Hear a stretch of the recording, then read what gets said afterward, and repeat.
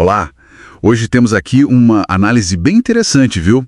É sobre uma discussão online. Uma discussão que começou falando de política, né? Ditadura no Brasil, sistema da China. Exato.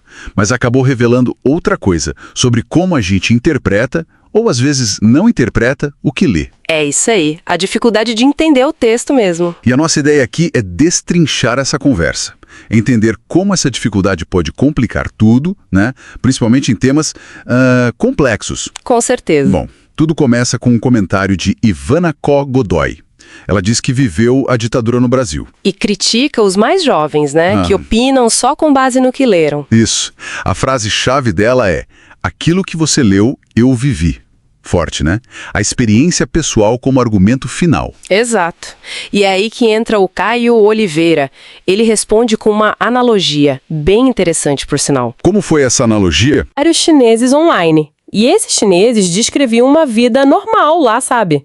Sem chamar a China de ditadura. Ah, entendi. Mas o ponto dele, é importante frisar, não era defender a China. De jeito nenhum. Era o que, então? Era questionar a lógica do argumento anterior. Tipo, se a experiência pessoal isolada bastasse como prova. Certo. Então, esses relatos dos chineses provariam que a China não é uma ditadura? Ele estava mostrando uma possível falha no raciocínio, entende? Usando um exemplo paralelo. Entendi. Uma forma de dizer, olha, só a experiência pessoal pode não ser suficiente para definir um regime inteiro. Mas, pelo visto, essa analogia não caiu bem. Não mesmo. Aí entra o de Batera na conversa. E a interpretação dele foi completamente outra. O que ele disse? Ele acusou o Caio de defender o regime chinês.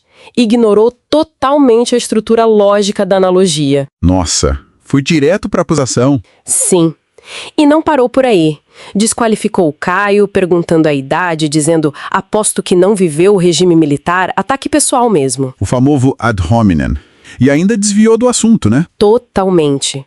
Começou a falar de comunismo, do governo atual no Brasil, de impostos. Virou outra conversa. Quer dizer, o ponto central do Caio, que era sobre a validade do argumento baseado só em testemunho, se perdeu completamente. Exatamente. O Caio ainda tentou, sabe? Tentou clarificar, explicou de novo que a questão era falácia lógica. Ele reforçou o ponto inicial. Sim. Chegou a dizer que o argumento estava incrivelmente mastigado, para deixar bem claro. E adiantou? Que nada, o de Batera insistiu na interpretação errada. Continuou focado na experiência pessoal, nos ataques, não houve diálogo sobre o argumento lógico em si. Uma desconexão total ali. E essa dificuldade toda do de Batera em sacar a lógica, mesmo com a coisa mastigada, leva a gente para um conceito importante que a análise levanta, né? Sim, que é o analfabetismo funcional. Explica um pouco melhor pra gente o que é isso. Claro. O analfabetismo funcional é basicamente a condição da pessoa que sabe ler e escrever as palavras, decodifica o código, digamos assim. Lê a frase. Lê a frase. Mas tem dificuldade em ir além, em interpretar o significado mais profundo, em conectar as ideias de um texto, entender uma ironia, uma analogia como a do Caio, ou seguir um raciocínio mais elaborado. Não é falta de inteligência, então? Não necessariamente. Muitas vezes tem a ver com lacunas na formação educacional ou pouca prática mesmo com leitura e interpretação de textos mais complexos, com argumentação. E no caso dessa discussão online, como isso se manifesta? Bem, os comportamentos do de Batera que a gente viu. A leitura equivocada do argumento do Caio, responder coisas fora do contexto, a dificuldade em ajustar a interpretação mesmo com a explicação. A insistência no erro de interpretação. Tudo isso são sinais fortes que se alinham bastante com as características do analfabetismo funcional, pelo menos como a análise sugere. É um exemplo claro de como só decodificar palavras não garante que a mensagem foi compreendida. Faz todo sentido. Então, o que a gente tira dessa história toda?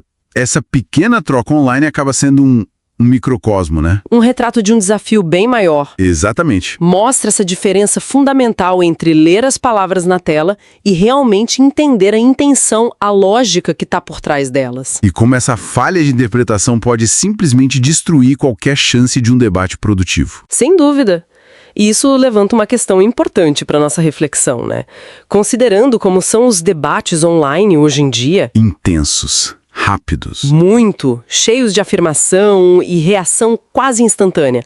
A pergunta que fica é, até que ponto essa dificuldade de interpretação, essa que a gente viu aqui, não só dificulta a conversa, mas talvez até alimente a polarização. Interessante. A própria dificuldade em entender o outro como um motor da hostilidade. Pode ser.